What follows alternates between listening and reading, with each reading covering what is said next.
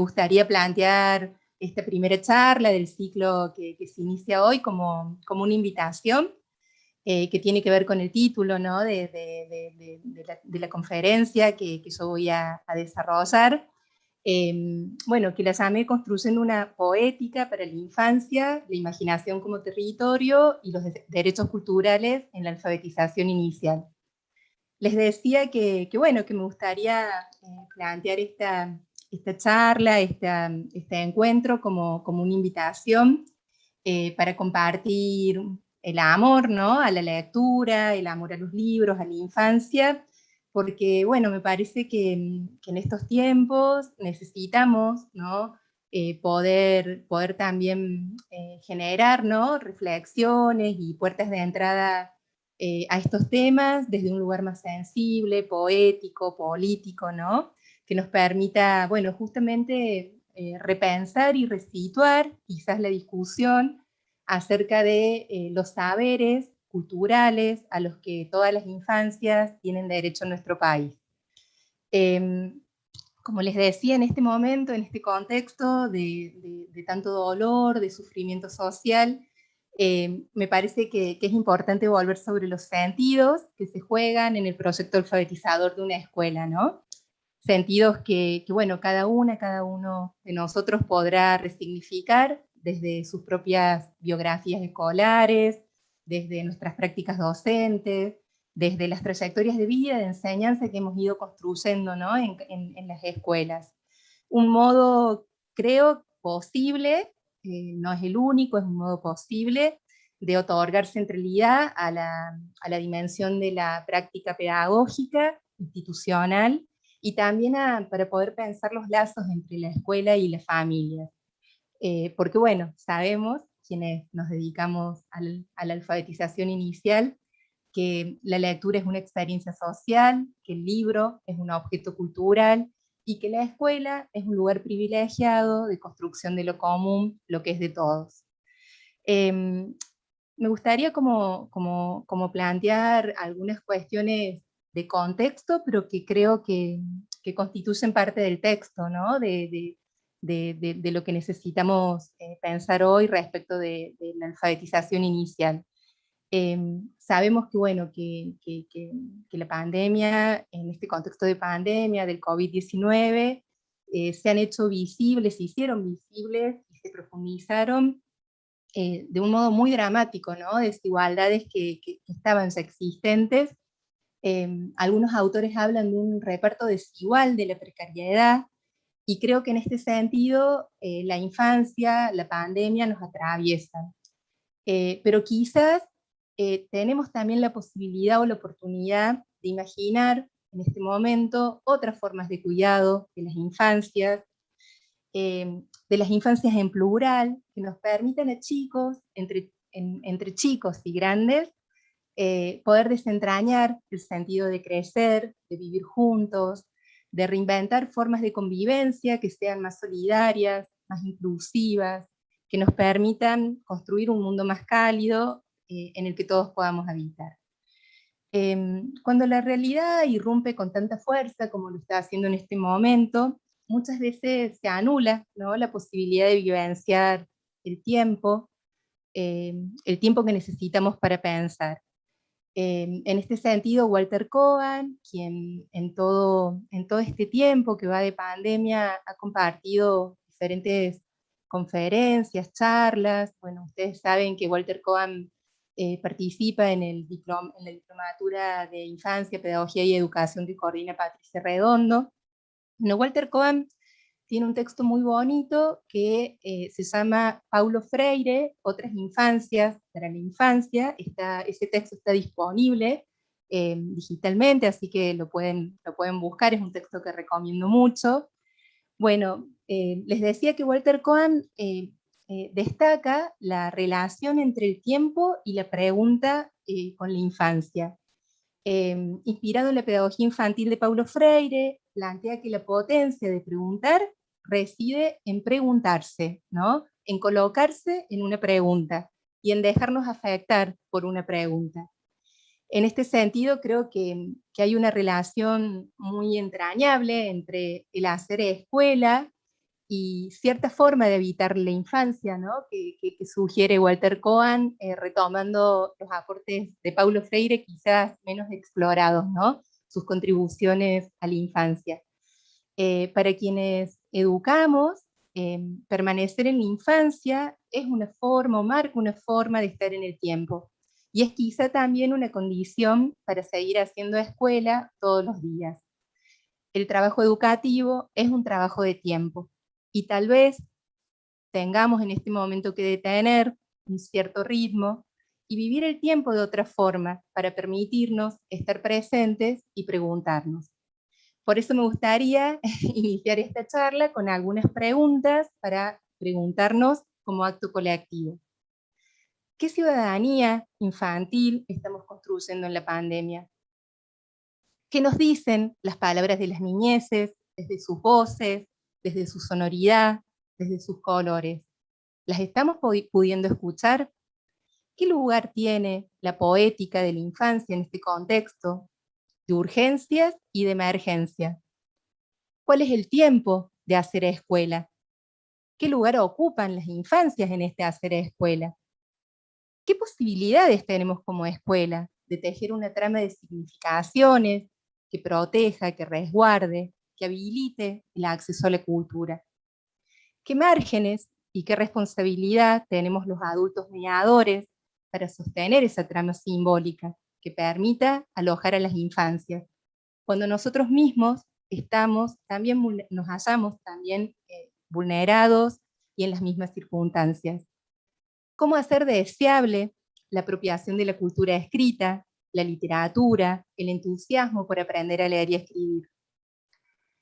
La experiencia como posibilidad de, algo que de que algo nos pase, de que algo acontezca o nos llegue, requiere entonces un cierto gesto de interrupción para suspender por un momento el automatismo de la acción. Pararse a pensar, pararse a mirar, pararse a escuchar. Pensar más despacio, mirar más despacio, escuchar más despacio. ¿Será posible? Pararse a sentir, sentir más despacio y demorarse en los detalles.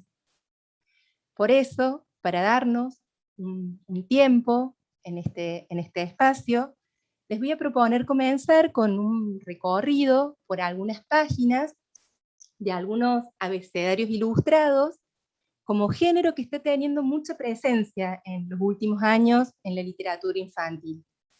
Las cada vez más numerosas publicaciones de abecedarios originales en español o de traducciones de obras editadas de otros países, está dando lugar a reseñas en revistas especializadas de literatura infantil, análisis de todo tipo sobre la aproximación que tiene este género al libro álbum y el juego experimental que proponen entre el lenguaje y distintos códigos visuales y formatos. Me parece como antes de proponerles recorrer algunas páginas de dos abecedarios en este primer momento, recordar que los abecedarios ilustrados tienen su origen en una función básicamente didáctica, ligada, vinculada al aprender a leer y al enseñar, ¿no? Bueno, quizás conocen el Orbis Pictus de Comenio, que dicen que fue el primer libro ilustrado de imágenes para enseñar a leer, ¿no? Una obra súper interesante para analizar. Pero bueno, yendo a esto de los abecedarios ilustrados, como género antiguo, desde esta función más bien didáctica, los abecedarios lo que buscaban en ese momento era una relación bien directa, ¿no? Entre la imagen y el texto, desde una transmisión que fuera unívoca y clara, ¿no? De la información. En ese sentido, bueno, se trataba de un género que demandaba una lectura simultánea del texto escrito y de la imagen. Y la imagen repetía lo mismo que el texto, ¿sí? Les voy a, me avisan si, a ver ahí. Uy, quería pasar la pantalla y no estaría pudiendo. Esperen un minuto. Un segundo.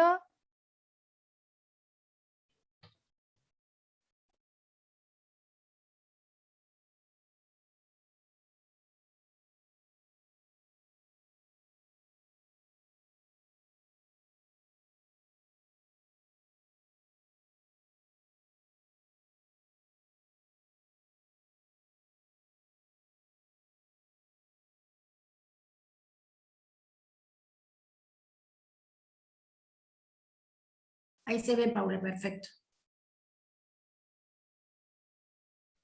Ahí vamos, ahí se ve. Ahí se ve, sí, Bueno, Paula, ahí se ve. bárbaro, perdón, ahí la tecnología falló. No, está Eh, tranquila, ahí se ve bien. Bien, bueno, les quería compartir en primer lugar este abecedario ilustrado, este abecedario a mano de Isol, que seguramente muchos de ustedes ya conocen, con ilustraciones de la misma autora. Un libro que es al mismo tiempo juego y obra de arte, ¿no?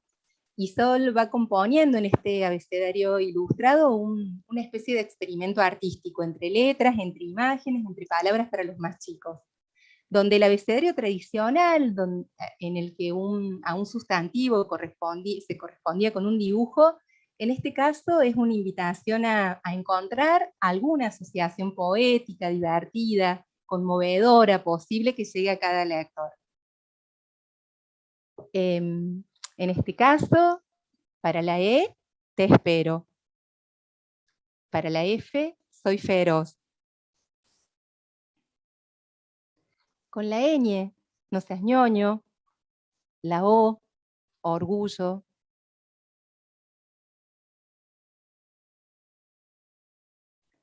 En la S, solo un pasito más. En la T, dale, tiempo. Justo que hablábamos del tiempo. En la Y, yo también. Y Sol cuenta en el abecedario, en las últimas páginas, en el libro, que este abecedario caprichoso en el que cada letra se une con una imagen, surgió a partir de un juego, ¿no?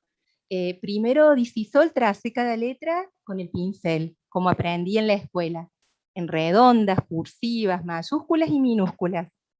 Luego inventé una imagen que las acompañara. Y al final pensé una palabra que las uniera a la letra y al dibujo.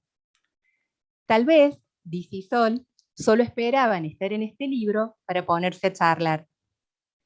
Algunas palabras, como pudimos ver en estas páginas que seleccioné, por supuesto que quedaron un montón afuera, algunas palabras no son tan comunes, ¿sí? Pero Isol no le teme a esto. Los chicos, para Isol, preguntan mucho más a veces que un adulto, ¿sí? Y no tienen por qué saberlo todo. Así, preguntando, pueden seguir aprendiendo. Con esta idea, Isol creó cada imagen y al final pensó una breve frase que uniera la letra con el dibujo, porque dice que las palabras son muy buenas como pegamento. Pero desde este juego propone un acercamiento poco convencional. Cada imagen se presenta ante el lector como un pequeño fragmento de una historia que necesita ser completada a través de su mirada y de su imaginación.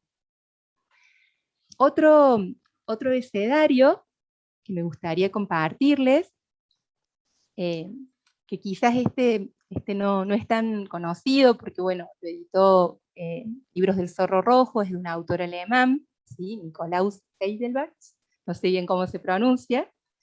En este caso, ¿qué hacen las niñas? En este abecedario, palabras e imágenes no se comportan con corrección.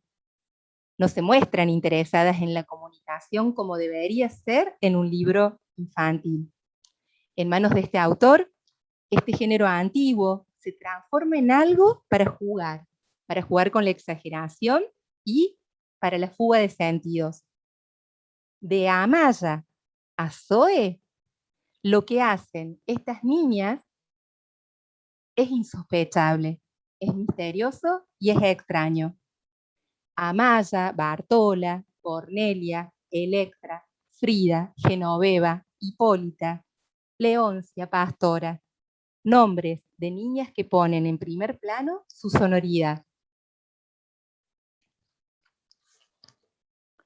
26 letras que dan origen a 26 oraciones, cada una iniciada por el nombre de una niña que realiza una acción. Este es el texto de la página izquierda. A la derecha, una imagen ilustra la frase, pero la libertad y la ambigüedad se hacen cargo de la situación. En algunos casos, lo extraño se encuentra en la representación. Así cuando Amaya toma su merienda, que es la imagen, ilustración, que la página que estamos viendo, la doble página, en la mesa vemos 7 personajes de frente, alineados, alineados por orden de estatura.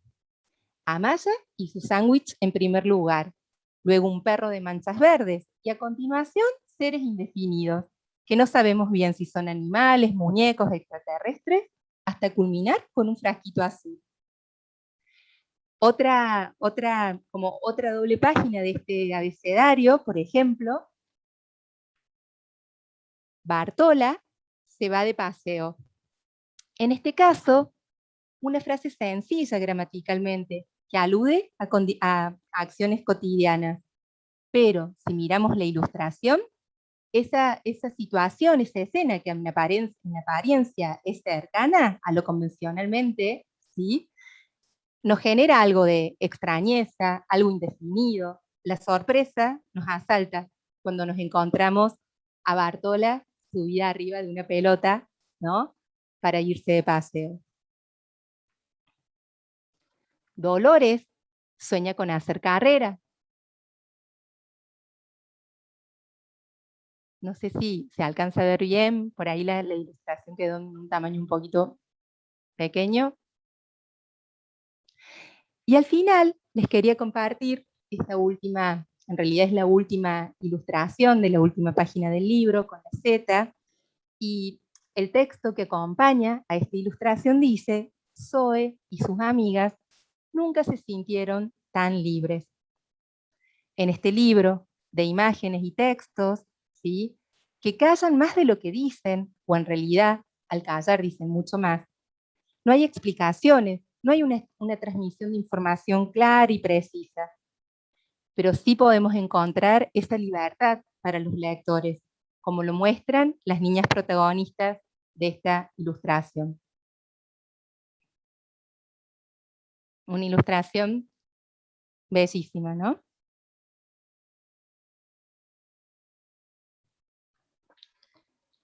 La literatura, entonces, ese texto a tantas voces que alberga, que expresa, que recoge nuestro ser de belleza y encantamiento, que reúne las huellas de esa fascinación ancestral por el poder de las palabras, ¿sí?, que han ido dejando quienes estuvieron antes y también que nosotros dejamos como impronta a los recién llegados, ¿sí?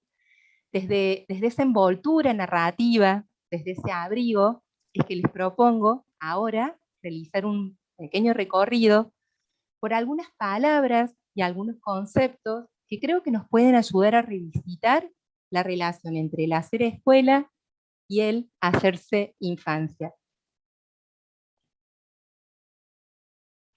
Para empezar, leer el mundo. Leer el mundo y el arte de habitar, nos dice Michel Petit. Para que el espacio sea representable y habitable, para que todos podamos inscribirnos en él, debe contar historias, tener todo un espesor simbólico, imaginario, poético. Sin relatos, aunque más no sea una mitología familiar, algunos recuerdos, el mundo permanecería allí indiferenciado. No nos sería de ninguna ayuda para evitar los lugares en que vivimos y construir nuestra morada interior. Este fragmento es de un libro muy especial de Michel Petit, Leer el mundo, experiencias actuales de transmisión cultural.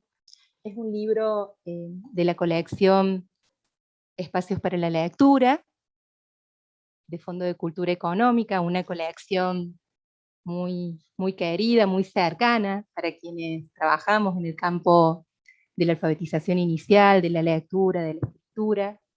Es un libro entrañable al que yo como lectora siempre vuelvo una y otra vez, y creo que es un libro muy necesario en esta época. Hay un hilo conductor que recorre los trabajos y los escritos de Michel Petit. quien ha dedicado toda su vida a la tarea de escuchar, de recuperar las voces y recuerdos de lectores y experiencias de lectura en contextos críticos, ¿no? Creo que este tipo de trabajos, de experiencias, hoy en este momento se pueden resignificar. Para Michel Petit, la lectura tiene que ver mucho con el espacio. Parece ser un atajo privilegiado para encontrar un lugar, para meterse allí, para anidar.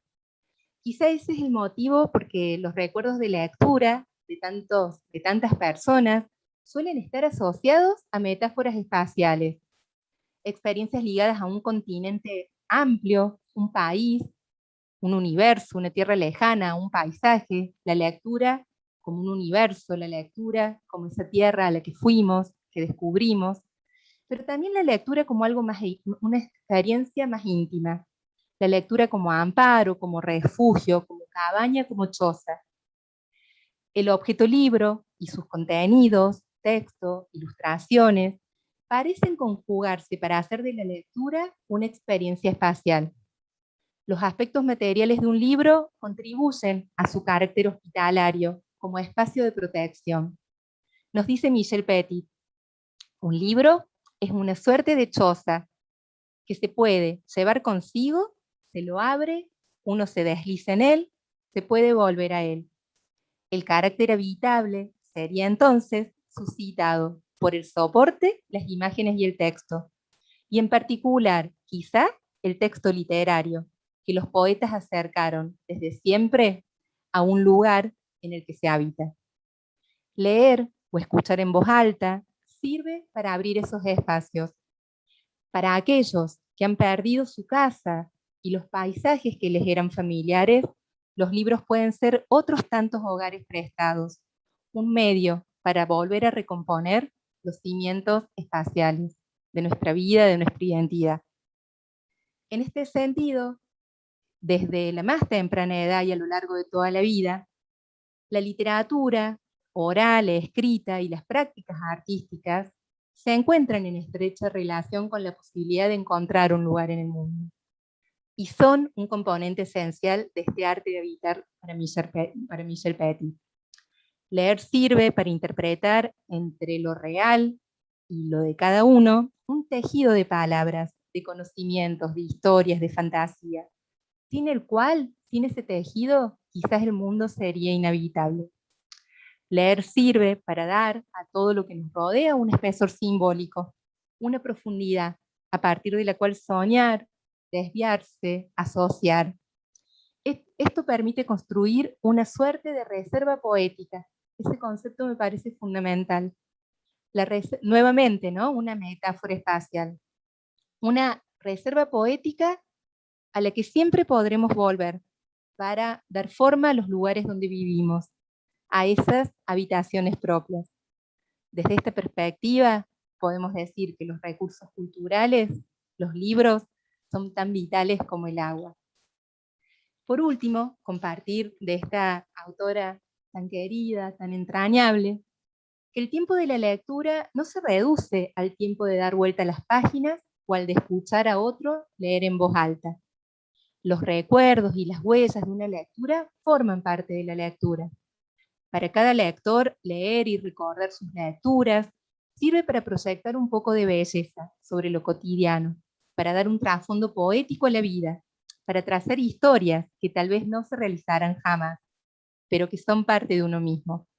Es interesante destacar en este sentido que los niños y las niñas no son pasivos o no reciben pasivamente un texto. Lo transforman, lo incorporan, lo integran a sus juegos, a las puestas en escena.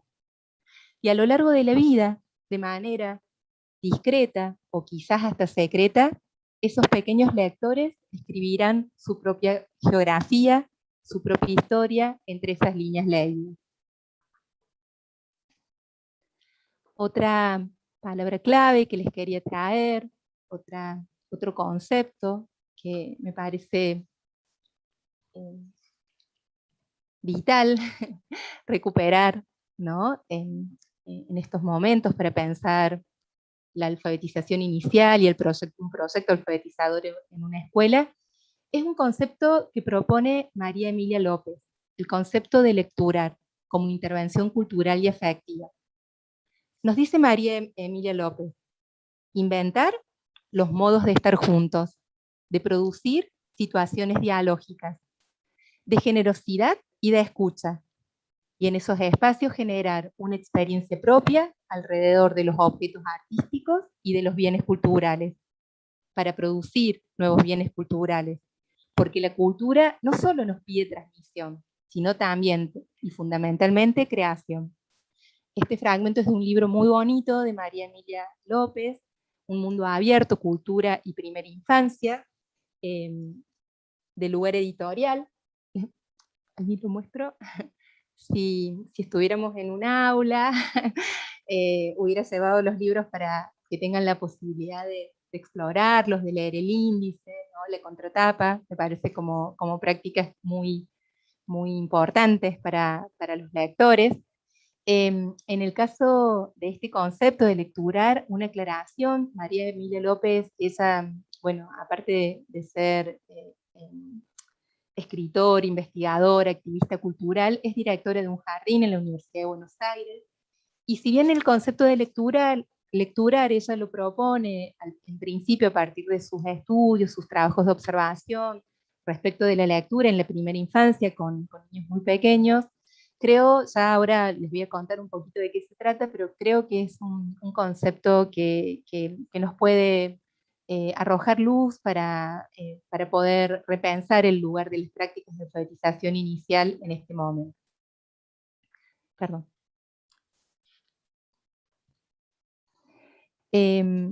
María Emilia López se plantea una pregunta como punto de partida para sus reflexiones, ¿no? Y esta pregunta, que es una pregunta muy, muy, muy simple, tiene su complejidad. Esta autora se pregunta y nos pregunta a qué llamamos leer.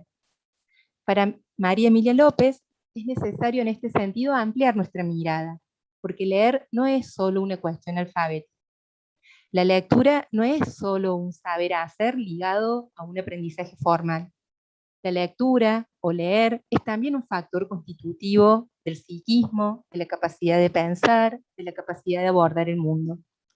El acto de leer en este sentido se anticipa y prolonga en la lectura del mundo, y eso ya lo había dicho Paulo Freire hace tiempo.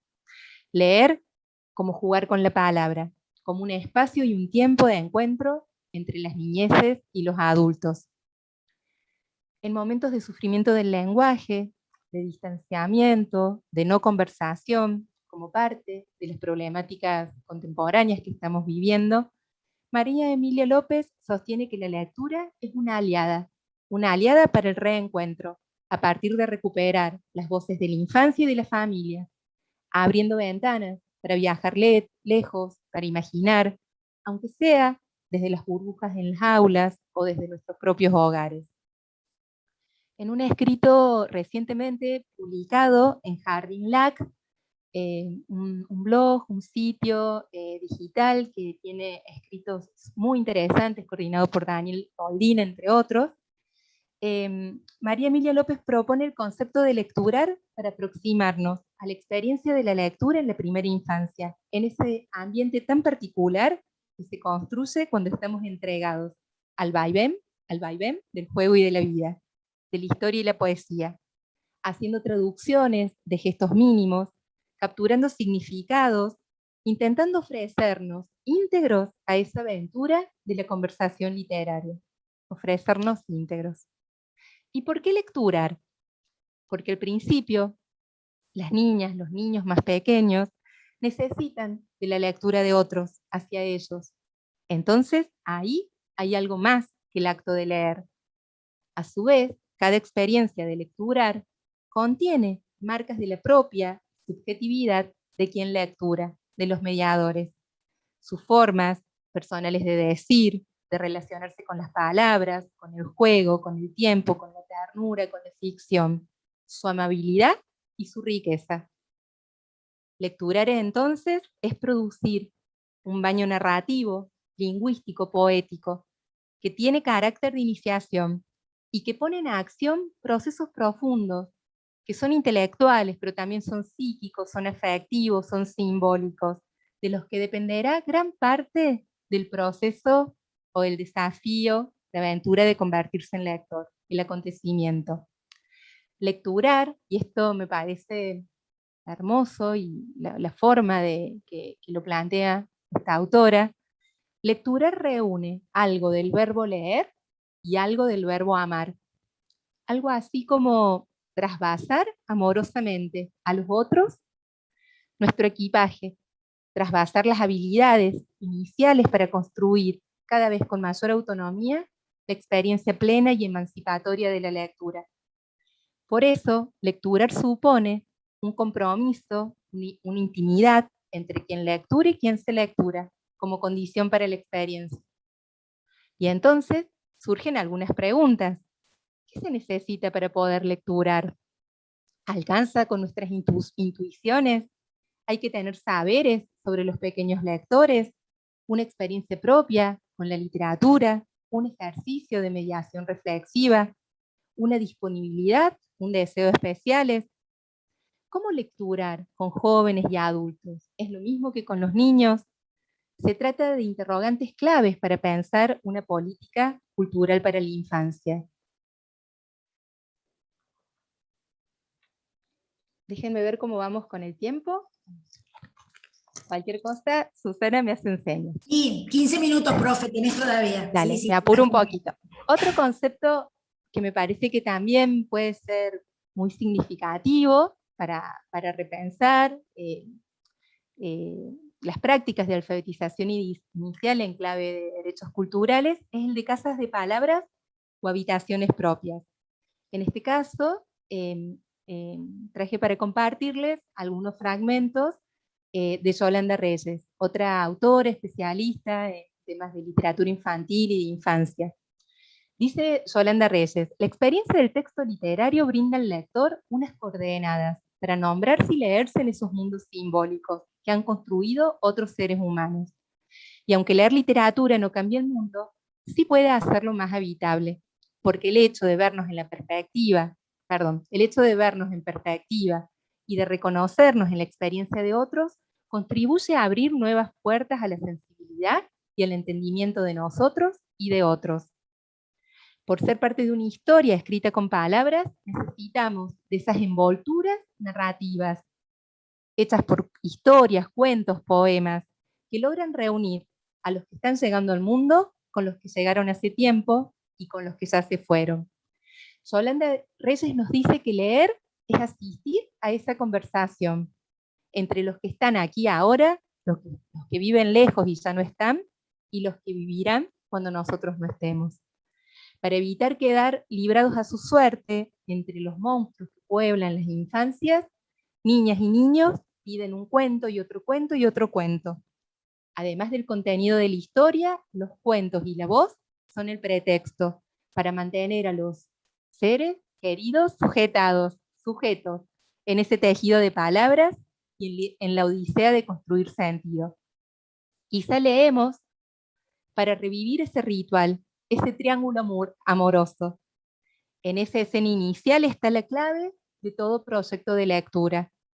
De un lado están los libros, del otro los lectores, y en el medio, en la mitad, maestras y maestros que propician los encuentros para que cada lector comience a descifrar entre tantas palabras aquellas que necesita para inventar su casa imaginaria, su casa de palabras propias.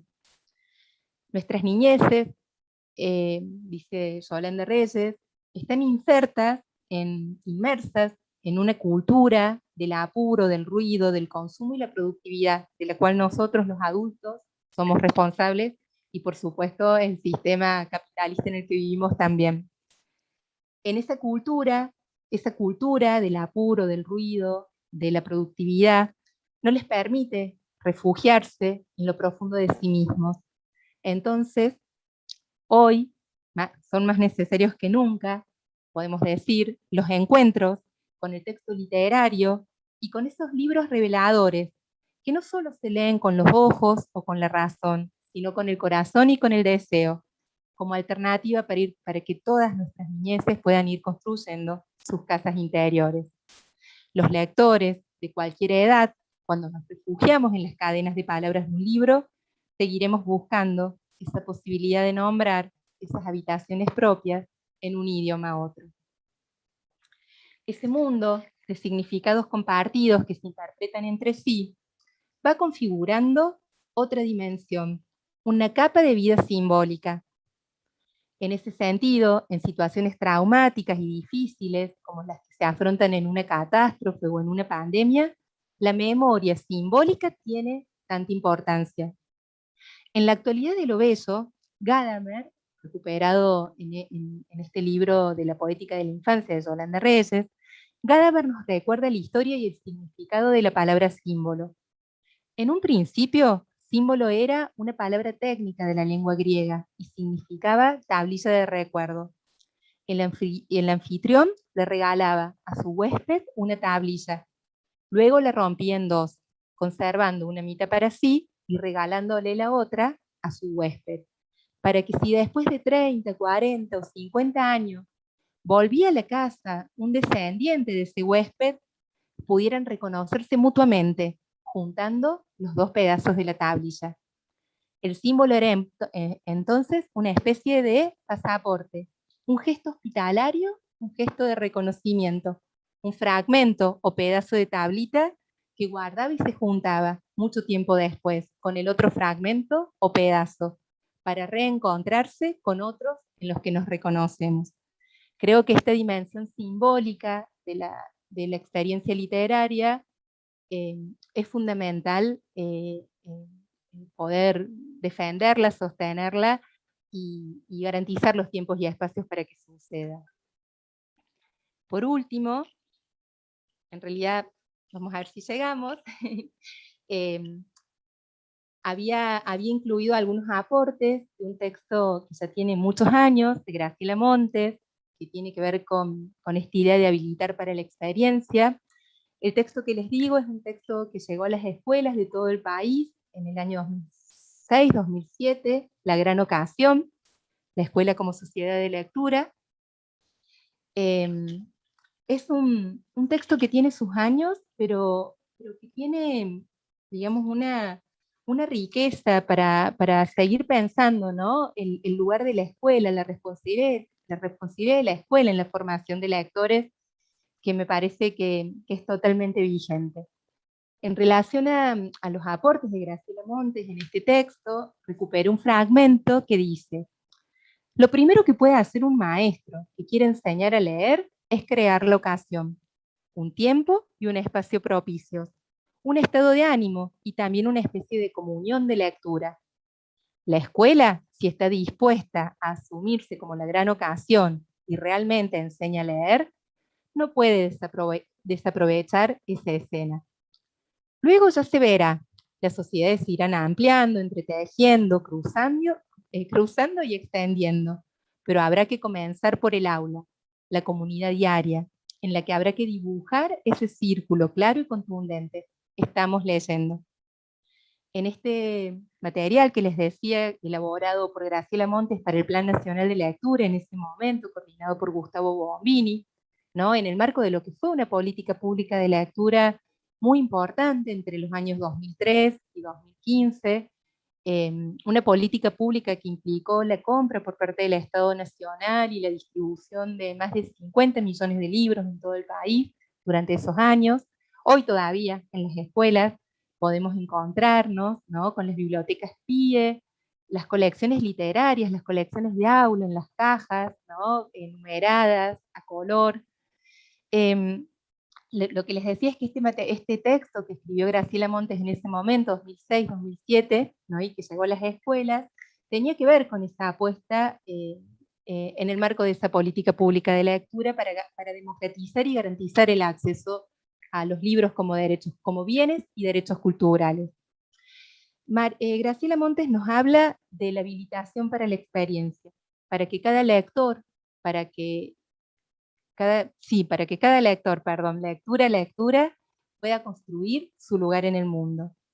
Y para que todos los que vivamos en este país, nos dice la autora, cualquiera sea nuestra edad, nuestra condición, nuestra circunstancia, lleguemos a ser lectores plenos, poderosos, en una sociedad de lectura que requiere de tiempos, de espacios y de esfuerzos colectivos para su construcción.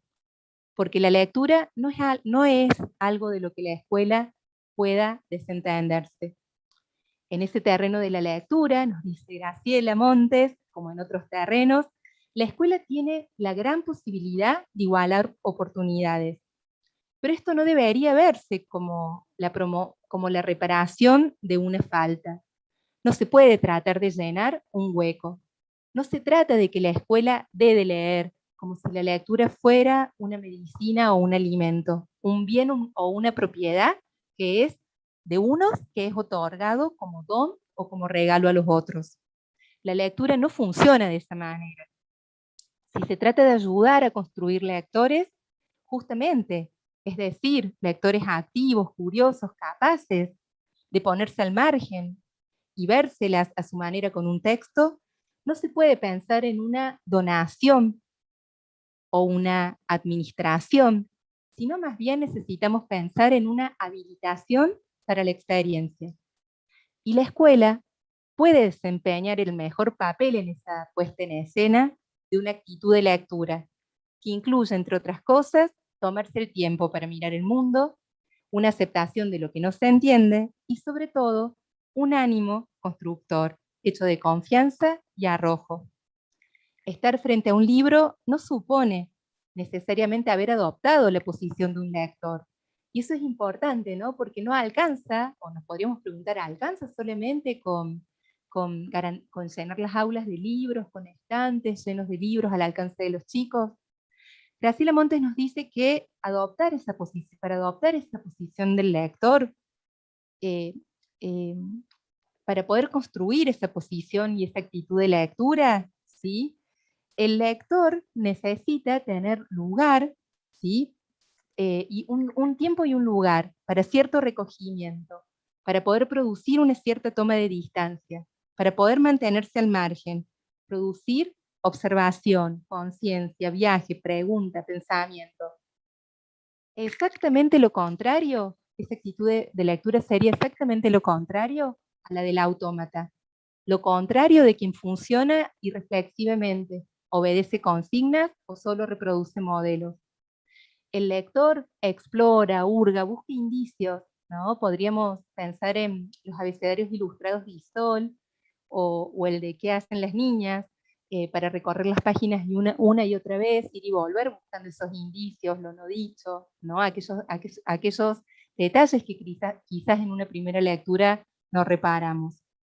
Para Graciela Montes, esta actitud es fundante.